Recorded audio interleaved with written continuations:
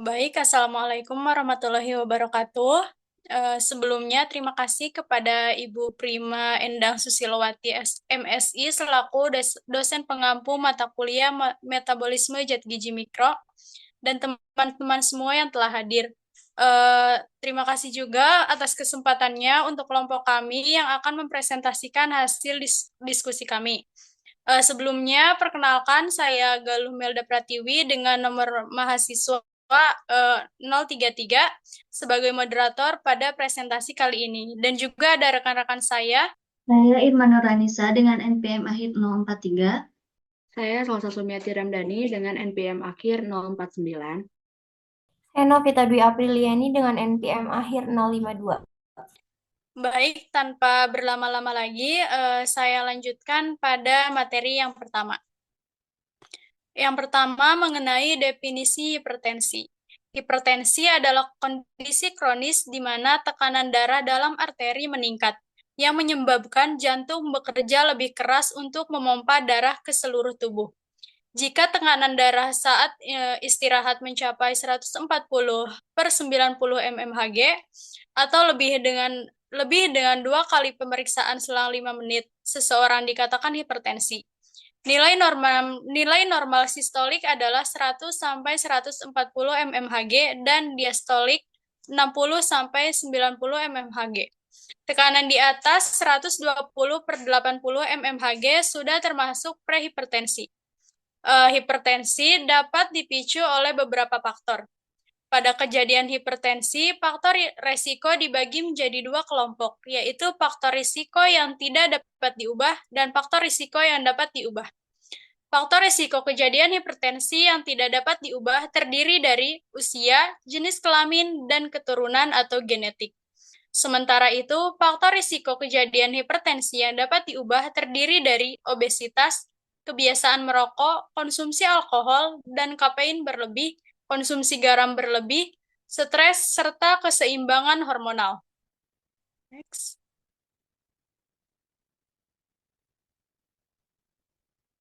Yang selanjutnya, hipertensi sering tidak menunjukkan gejala khusus dan menyerupai keluhan umum.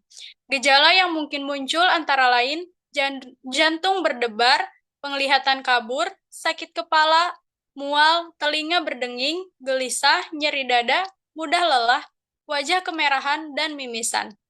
Hipertensi berat dapat menyebabkan komplikasi seperti gangguan jantung, ginjal, saraf, penglihatan, dan otak, serta kejang, kelumpuhan, bahkan koma. Hipertensi merupakan masalah kesehatan serius di Indonesia. Penyakit ini bisa menyerang siapa saja dan dijuluki silent killer karena tanpa gejala tetapi bisa memicu stroke dan serangan jantung. Banyak penderita yang tidak menyadari kondisi hingga muncul komplikasi.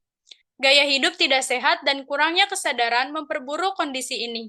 Oleh karena itu, deteksi dini mulai pemeriksaan tekanan darah secara rutin sangatlah penting.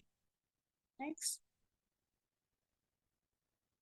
Adapun mekanisme terjadinya hipertensi. Yang pertama yaitu perubahan pada pembuluh darah, yaitu terjadi penumpukan plak ateroma atau aterosklerosis yang menyebabkan penebalan dan pengerasan dinding pembuluh darah, sehingga mengurangi elastisitasnya. Akibatnya, lumen pembuluh darah menyempit sehingga aliran darah terganggu dan resistensi perifer meningkat.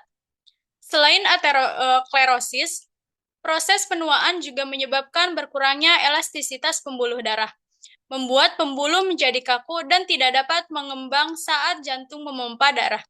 Kondisi ini meningkatkan beban kerja jantung dan tekanan darah di dalam arteri. Next. Mekanisme terjadinya hipertensi yang kedua yaitu sistem renin-angiotensin-aldosteron, di mana ginjal memproduksi enzim renin yang mengubah angiotensinogen diproduksi oleh hati menjadi angiotensin 1. Angiotensin 1 kemudian diubah menjadi angiotensin 2 oleh angiotensin 1 converting enzim yang terdapat di paru-paru. Angiotensin 1 memiliki peran kunci dalam menaikkan tekanan darah melalui 2 mekanisme utama. Yang pertama, meningkatkan sekresi hormon audiuretik atau ADH dari hipotalamus yang mengurangi ekskresi urin atau antidiuresis, sehingga volume cairan ekstraseluler dan volume darah meningkat, menyebabkan peningkatan tekanan darah. Yang kedua yaitu menstimulasi sekresi aldosteron dari korteks adrenal yang meningkatkan reabsorpsi natrium atau NaCl di ginjal, mengurangi ekskresi garam sehingga volume cairan ekstraseluler bertambah dan tekanan darah naik. Next.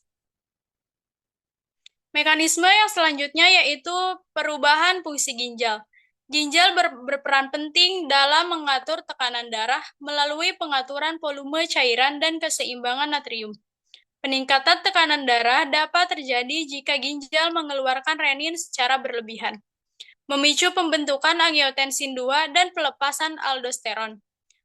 Penyempitan arteri ginjal atau cedera ginjal juga dapat menyebabkan gangguan fungsi ginjal sehingga terjadi retensi natrium dan air, meningkatkan volume darah dan tekanan darah.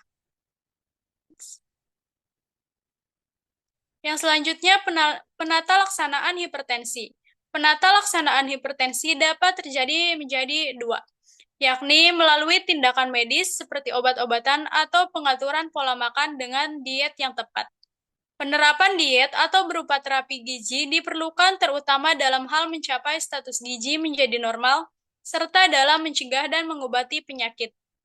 Terapi gizi yang dapat digunakan bagi penderita hipertensi yakni salah satunya diet DASH, yaitu Dietary Approach to Stop Hypertension. Pemberian diet ini mampu memberikan penurunan sebesar 11 mmHg pada penderita hipertensi dan 3 mmHg pada non-hipertensi dengan mengonsumsi sayuran, buah-buahan, biji-bijian, serta kacang-kacangan dan produk susu rendah lemak. Next. Yang selanjutnya, zat gizi yang diperlukan bagi penderita hipertensi. Yang pertama yaitu protein. Asupan protein yang cukup, baik dari sumber hewani maupun nabati, terbukti dapat menurunkan risiko tekanan darah tinggi. Protein membantu memperbaiki jaringan tubuh dan juga berperan dalam pengaturan tekanan darah. Studi menunjukkan konsumsi protein tinggi sekitar 100 gram per hari menurunkan risiko hipertensi hingga 40% dibandingkan konsumsi rendah protein. Efek ini semakin kuat jika dikombinasikan dengan asupan serat yang tinggi. Protein juga membantu menjaga massa otot dan metabolisme yang berkontribusi pada pengaturan tekanan darah. Zat gizi yang kedua yaitu kalium. Kalium berperan penting dalam menurunkan tekanan darah dengan cara menetralkan efek natrium atau garam dan membantu relaksasi dinding pembuluh darah. Asupan kalium yang cukup membantu tubuh membuang kelebihan natrium melalui urin, sehingga tekanan darah menurun. Penelitian menunjukkan kalium dapat mengurangi tekanan darah dan menurunkan risiko stroke pada penderita hipertensi. Baik, untuk yang selanjutnya yaitu kalsium. Kalsium penting untuk kontraksi otot, termasuk otot polos pada pembuluh darah, sehingga membantu menjaga tekanan darah tetap stabil. Asupan kalsium yang cukup mencegah vasokonstriksi pembuluh darah dan menurunkan aktivitas sistem renin, angiotensin, aldosteron yang berperan dalam pengaturan tekanan darah. Suplementasi kalsium terbukti menurunkan tekanan darah sistolik dan diastolik pada penderita hipertensi. Yang selanjutnya yaitu serat. Serat membantu menurunkan tekanan darah dengan cara menurunkan kadar kolesterol, memperbaiki profil lipid darah, dan menjaga berat badan ideal. Serat mengikat asam empedu dan kolesterol di usus, sehingga mencegah penyerapan kolesterol ke dalam darah. Dengan kadar kolesterol yang lebih rendah, risiko hipertensi dan komplikasi kardiovaskular juga menurun. Studi menunjukkan asupan serat yang cukup berhubungan negatif dengan tekanan darah sistolik pada pasien hipertensi. Next. Yang selanjutnya yaitu magnesium. Magnesium berperan dalam relaksasi otot polos, pembuluh darah, dan meningkatkan produksi oksida nitrat yang membantu melebarkan pembuluh darah. Asupan magnesium yang cukup dapat menurunkan tekanan darah secara signifikan, terutama jika dikombinasikan dengan kalium dan diet rendah natrium. Magnesium membantu mengurangi risiko komplikasi hipertensi seperti stroke dan aritmia. Yang selanjutnya yaitu vitamin C. Adalah antioksidan yang membantu mengurangi stres oksidatif pada pembuluh darah, memperbaiki fungsi endotel, dan meningkatkan elastisitas pembuluh darah. Dengan mengurangi stres oksidatif dan peradangan, vitamin C membantu menjaga kesehatan dinding pembuluh darah sehingga tekanan darah lebih mudah dikontrol. Kemudian jenis bahan pangan untuk hipertensi dan kandungan gizinya. Yang pertama ada seledri. Seledri mengandung serat sekitar 1,6 gram per 100 gram yang membantu untuk menurunkan kolesterol dan menjaga tekanan darah tetap stabil. Kandungan kaliumnya 260 mg per 100 gram yang membantu menyeimbangkan natrium dan menurunkan tekanan darah.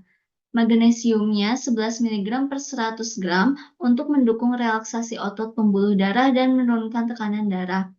Kandungan vitamin C 3,1 mg per 100 gram yang dapat menurunkan tekanan darah sekitar 5 mm raksa melalui perannya memperbaiki kerusakan arteri karena hipertensi. Jenis bahan pangan yang kedua ada edamame. Kandungan seratnya 5,2 gram per 100 gram untuk mekanisme penurunan tekanan darah oleh serat, yakni dengan mengikat kolesterol yang akan diekskresi oleh feses.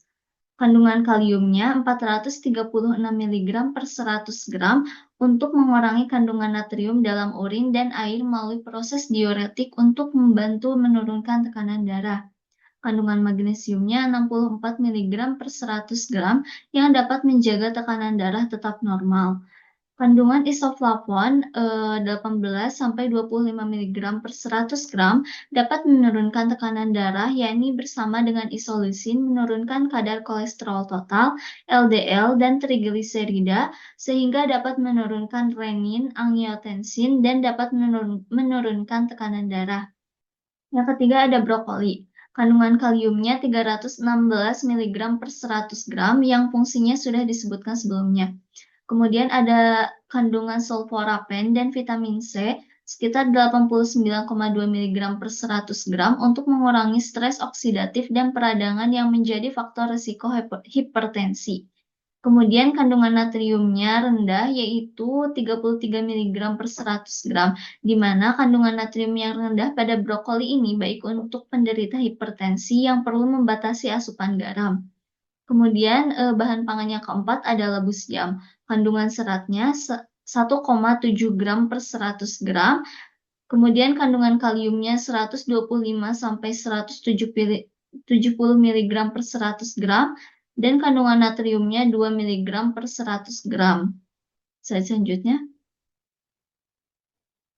bahan pangan yang kelima ada pisang. Kandungan seratnya sekitar 2,6 gram per 100 gram, kandungan kaliumnya 358 mg per 100 gram, kandungan magnesiumnya 27 mg per 100 gram.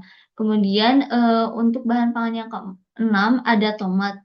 Kandungan kaliumnya 237 mg per 100 gram. Kemudian mengandung antioksidan yaitu likopen dan vitamin C, di mana likopen ini membantu mengurangi peradangan dan meningkatkan elastisitas pembuluh darah, serta kandungan vitamin C-nya untuk melindungi pembuluh darah dari kerusakan. Kemudian kandungan natriumnya rendah yaitu 5 mg per 100 gram. Baik, untuk selanjutnya ada menu yang kami rekomendasikan untuk penyakit hipertensi yaitu salad brokoli edamame. Dan slide selanjutnya.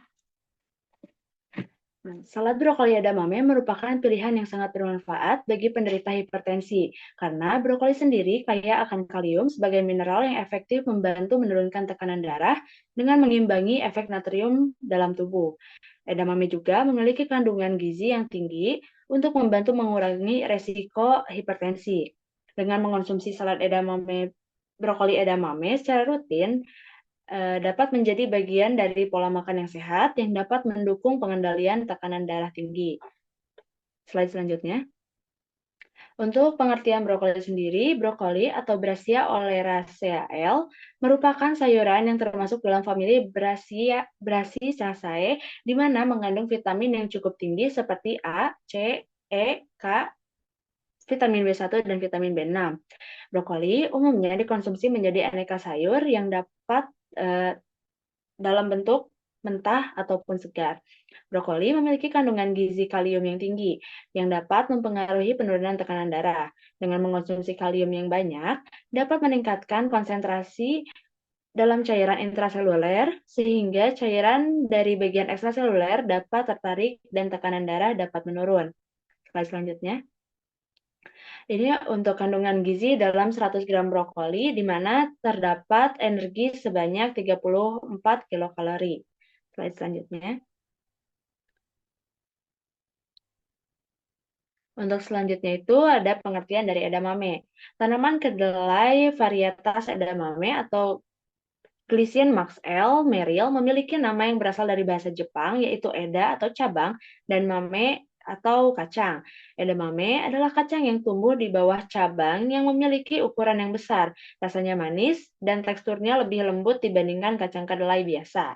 Kacang edamame merupakan kacang kedelai yang dipanen sebelum matang dan sering diolah menjadi camilan. Edamame juga memiliki manfaat yang baik bagi penurunan tekanan darah. Slide selanjutnya. Berikut kandungan gizi dalam 100 gram edamame, di mana memiliki energi yaitu sebesar 81 kilokalori. Slide selanjutnya. Selanjutnya ini ada komposisi bahan untuk membuat salad brokoli edamame, di mana komposisi bahan salad yang pertama itu ada 1 cangkir brokoli atau setara dengan 90 gram, lalu 1 cangkir edamame atau setara dengan 155 gram, 1 cangkir wortel parut setara 110 gram, dan 1 batang daun bawang. Lalu ada komposisi bahan saus, yang pertama itu 1 sendok makan kecap asin, 2 sendok teh minyak wijen, 2 sendok makan cuka, 2 sendok makan madu, 1 sendok makan parutan jahe, 1/4 sendok teh merica, dan 1 sendok teh saus pedas opsional. Slide selanjutnya. Berikut teknik pengolahan salad brokoli edamame. Yang pertama, rebus brokoli dan kacang edamame selama 3-5 menit. Setelah itu, rendam brokoli dan edamame dalam air dingin selama 2-3 menit. Lalu tiriskan brokoli dan edamame. Setelah kering, potong kuntum dan batang brokoli menjadi potongan-potongan yang kecil. Lalu campurkan brokoli, edamame, wortel, biji wijen, dan daun bawang dalam mangkok. Untuk pembuatan sausnya, yang pertama campurkan semua bahan saus sehingga semua tercampur merata. Lalu tuangkan saus pada campuran brokoli dan diamkan sebelum disajikan. Lalu aduk rata antara salad dan sausnya. Slide selanjutnya. Berikut kandungan gizi dalam 1 porsi salad brokoli edamame, di mana terdapat energi sebanyak 1115,4 kilokalori. Selanjutnya ada usia target konsumen produk bahan pangan untuk hipertensi. Usia merupakan salah satu faktor utama yang menyebabkan hipertensi. Trianto menyatakan bahwa usia merupakan salah satu faktor utama yang mempengaruhi hipertensi. Hal ini disebabkan karena perubahan alamiah dalam tubuh pada jantung, pembuluh darah, dan hormon. Hipertensi umumnya banyak terjadi pada individu yang berusia 60 tahun ke atas atau lansia. Pada kelompok usia ini, risiko terkena hipertensi meningkat secara signifikan akibat perubahan fisiologis yang terjadi seiring bertambahnya usia, seperti penurunan elastisitas pembuluh darah dan peningkatan resistensi perifer. Meskipun kejadian hipertensi umumnya terjadi pada kelompok lanjut usia, namun pada kelompok usia produktif yang termasuk remaja dan dewasa, yaitu 15-59 tahun, juga beresiko mengalami hipertensi. Kelompok usia produktif beresiko terkena hipertensi karena pada usia tersebut merupakan usia di mana seseorang menghadapi banyaknya kesibukan berupa pekerjaan atau kegiatan lain. Hipertensi pada usia produktif juga dapat terjadi akibat perubahan pola hidup yang menyebabkan peningkatan penyakit degeneratif seperti hipertensi. Berikut merupakan AKG zat gizi makro untuk usia 15-59 serta usia lansia yaitu di atas 60 tahun. Slide selanjutnya. Ini adalah AKG untuk zat gizi mikronya yaitu vitamin. Slide selanjutnya. Ini AKG mineralnya. Baik, selanjutnya ada interaksi antar zat gizi. Yang pertama, vitamin C dengan kalsium yaitu saling mendukung. Kalsium mengatur kontraksi pembuluh darah yang diperlukan untuk mengatur aliran darah, namun terlalu banyak kalsium bisa menyebabkan pembuluh darah menjadi terlalu sempit. Vitamin C membantu melindungi pembuluh darah dari kerusakan yang dapat memperburuk penyempitan pembuluh darah ini. Dengan menjaga pembuluh darah tetap elastis, vitamin C membantu memperbaiki kemampuan pembuluh darah untuk mengembang dan menyempit secara normal sesuai dengan perubahan aliran darah. Hal ini mengurangi ketegangan pada pembuluh darah yang dapat menyebabkan peningkatan tekanan darah. Vitamin C mengurangi stres oksidatif dan peradangan yang dapat memperburuk hipertensi. Ini bekerja sinergis dengan kalsium untuk memastikan bahwa kontraksi pembuluh darah dilakukan secara terkendali dan tidak menyebabkan penyempitan yang berlebihan. Lalu ada vitamin C dengan magnesium saling mendukung.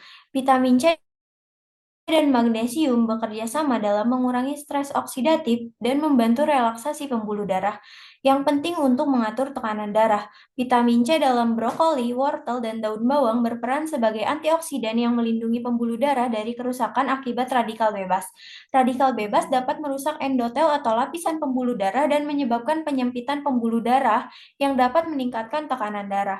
Magnesium yang terdapat dalam brokoli dan edamame berfungsi untuk melemaskan otot polos pembuluh darah. Proses ini sangat penting karena penurunan tonus otot pembuluh darah dapat mengurangi resistensi pembuluh darah dan dengan demikian menurunkan tekanan darah. Magnesium mengatur keseimbangan elektrolit tubuh yang mendukung pengelolaan cairan tubuh dan mencegah efek buruk dari natrium yang dapat meningkatkan tekanan darah. Vitamin C juga berperan dalam meningkatkan fungsi ginjal dan pengaturan cairan tubuh, sehingga keduanya bekerja sama untuk menjaga keseimbangan cairan yang optimal. Vitamin C mendukung produksi nitrit oksida atau NO yang membantu relaksasi pembuluh darah, sementara magnesium secara langsung memengaruhi tonus otot dan pembuluh darah. Keduanya berkontribusi pada peningkatan kelancaran aliran darah, menurunkan peradangan di pembuluh darah, dan memperbaiki fungsi kardiovaskular secara keseluruhan. Lalu ada vitamin C dengan kalium saling mendukung. Vitamin C dari brokoli berperan penting sebagai antioksidan yang melindungi pembuluh darah dari kerusakan akibat radikal bebas yang dapat memperburuk hipertensi. Kalium dalam brokoli dan edamame bekerja dengan cara menurunkan retensi natrium dalam tubuh dan membantu mengatur keseimbangan cairan yang berkontribusi pada pengendalian tekanan darah. Kalium menurunkan tekanan darah dengan membuang kelebihan natrium atau garam melalui urin dan membantu relaksasi pembuluh darah. Vitamin C sebagai antioksidan melindungi dan memperbaiki dinding pembuluh darah, terutama bagian endotel atau lapisan dalam pembuluh darah yang sering rusak pada penderita hipertensi. Ketika kalium bekerja memperlebar pembuluh darah, vitamin C mendukung efektivitas proses ini dengan cara meningkatkan elastisitas pembuluh dan memperkuat strukturnya, sehingga aliran darah menjadi lebih lancar dan tekanan berkurang. Kalium menjaga keseimbangan cairan dan tekanan osmotik, mencegah kelebihan volume darah yang dapat memicu tekanan darah tinggi. Vitamin C membantu menjaga integritas jaringan pembuluh darah agar tidak mudah bocor atau kaku, serta mendukung kerja sistem imun yang bisa memicu peradangan pembuluh jika terganggu. Kombinasi ini, tubuh tidak hanya bisa mengontrol tekanan darah melalui cairan, tapi juga menjaga agar pembuluh tetap sehat sebagai jalur peredaran yang efisien. Lalu ada vitamin C dengan vitamin E, saling mendukung. Vitamin E dalam minyak wijen berfungsi sebagai antioksidan yang melindungi sel-sel tubuh termasuk dinding pembuluh darah dari kerusakan oksidatif.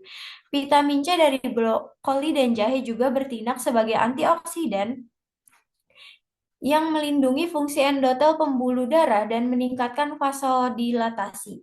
Vitamin E bekerja di membran sel, sedangkan vitamin C bekerja di cairan tubuh sehingga mereka melindungi sel dari dua sisi. Ketika vitamin E menetralisir radikal bebas, bisa menjadi bentuk teroksidasi. Disinilah vitamin C berperan untuk mengembalikan vitamin E ke bentuk aktifnya, sehingga efek perlindungannya berlanjut. Stres oksidatif adalah penyebab utama kerusakan endotel dan kekakuan pembuluh darah yang memicu hipertensi. Kombinasi vitamin E dan C secara signifikan menurunkan biomarker oksidatif seperti malondialdehid atau MDA dan meningkatkan kapasitas antioksidan tubuh. Asupan tinggi kedua vitamin ini dapat meningkatkan vasodilatasi, menurunkan tekanan darah sistolik, dan memperbaiki fungsi vaskular pada penderita hipertensi, terutama bila dikombinasikan dengan pola makan rendah natrium. Lalu ada vitamin C dengan vitamin B9, saling mendukung juga. Vitamin C dan folat memiliki efek sinergis yang penting dalam mendukung fungsi endotel dan mengurangi peradangan dalam pembuluh darah. Folat berfungsi untuk menurunkan kadar homosistein, asam amino yang dapat menyebabkan kerusakan pembuluh darah dan beresiko memperburuk hipertensi. Vitamin C mengurangi stres oksidatif dan membantu meningkatkan produksi nitrik oksid atau NO yang dapat melebarkan pembuluh darah. Tingginya kadar homosistein dapat menyebabkan penyempitan pembuluh darah dan memperburuk hipertensi. Folat membantu mengurangi homosistein, sementara vitamin C mengoptimalkan sirkulasi darah dengan meningkatkan kemampuan pembuluh darah untuk bereaksi terhadap nitrik oksid atau NO. Lalu ada kalsium dengan magnesium. Keduanya saling mendukung karena kalsium memfasilitasi vasokonstriksi atau penyempitan pembuluh darah, sedangkan magnesium mendorong vasodilatasi atau pelebaran pembuluh darah. Keseimbangan antara keduanya penting agar tonus atau tegangan pembuluh darah tetap optimal. Bila magnesium mencukupi, maka tubuh bisa mencegah kontraksi berlebihan akibat kalsium yang berlebihan dalam sel. Magnesium meningkatkan efektivitas penyerapan kalsium di usus. Tanpa magnesium yang cukup, tubuh tidak dapat memanfaatkan kalsium secara efisien, meskipun asupan kalsium tinggi. Hal ini penting karena distribusi kalsium sangat diperlukan untuk menghindari akumulasi di dinding arteri yang bisa memperburuk hipertensi. Kombinasi kalsium dan magnesium dari makanan alami secara signifikan membantu menurunkan tekanan darah sistolik dan diastolik, dan juga dapat mengurangi stres oksidatif dan inflamasi di dinding pembuluh darah, dan memperbaiki endotel serta mengurangi risiko penyakit kardiovaskular. Lalu ada kalsium dan zat besi. Kalsium dan zat besi itu saling menghambat karena kalsium dapat menghambat penyerapan zat besi non-Hem, yaitu bentuk zat besi yang berasal dari sumber nabati seperti brokoli dan bawang merah. Ini merupakan salah satu interaksi antar zat gizi yang sudah terbukti kuat, terutama jika kalsium dikonsumsi dalam jumlah tinggi bersamaan dengan zat besi. Zat besi sangat penting untuk pembentukan hemoglobin, yaitu protein dalam sel darah merah yang bertugas membawa oksigen ke seluruh tubuh. Kekurangan zat besi dapat menyebabkan anemia, kondisi di mana tubuh kekurangan sel darah merah sehat atau hemoglobin. Ketika tubuh mengalami anemia, jantung harus bekerja lebih keras untuk mengompensasi kurangnya oksigen dengan cara memompa darah lebih cepat dan kuat. Dalam jangka panjang, hal ini bisa meningkatkan beban kerja jantung dan memperburuk hipertensi, terutama pada penderita tekanan darah tinggi yang kronis. Kalsium dalam brokoli dan edamame meskipun bermanfaat bagi tekanan darah karena membantu kontraksi otot dan menjaga keseimbangan elektrolit, bisa menjadi penghambat jika dikonsumsi bersamaan dengan zat besi tanpa penyeimbang. Hal ini dapat mengurangi efektivitas zat besi dalam mendukung sirkulasi oksigen yang optimal.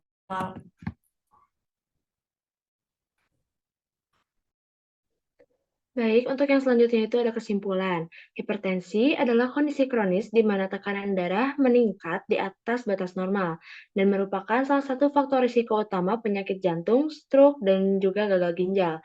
Penyakit ini seringkali tidak bergejala dan hanya terdeteksi melalui pemeriksaan tekanan darah secara berkala. Oleh karena itu, deteksi dini, pengendalian gaya hidup, dan juga pemantauan tekanan darah secara rutin menjadi sangat penting. Untuk salad brokoli, edamame merupakan salah satu contoh makanan sehat yang direkomendasikan untuk penderita hipertensi. Makanan ini kaya akan serat, vitamin, dan mineral seperti kalium dan magnesium yang dapat membantu menurunkan tekanan darah. Brokoli mengandung senyawa antioksidan dan antiinflamasi, sedangkan edamame merupakan sumber protein nabati yang baik serta mengandung isoflavon yang berpotensi mendukung kesehatan jantung. Kombinasi kedua bahan ini menjadikan salad brokoli edamame sebagai pilihan menu yang bergizi, rendah natrium, dan juga mendukung pengelolaan tekanan darah tinggi secara alami. Berikut sumber-sumber dalam penyusunan materi yang kami buat. Sekian pemaparan dari hasil diskusi kami. Terima kasih atas perhatiannya. Semoga materi yang telah disampaikan dapat bermanfaat. Mohon maaf apabila jika ada kesalahan. Terima kasih. Wassalamualaikum warahmatullahi wabarakatuh.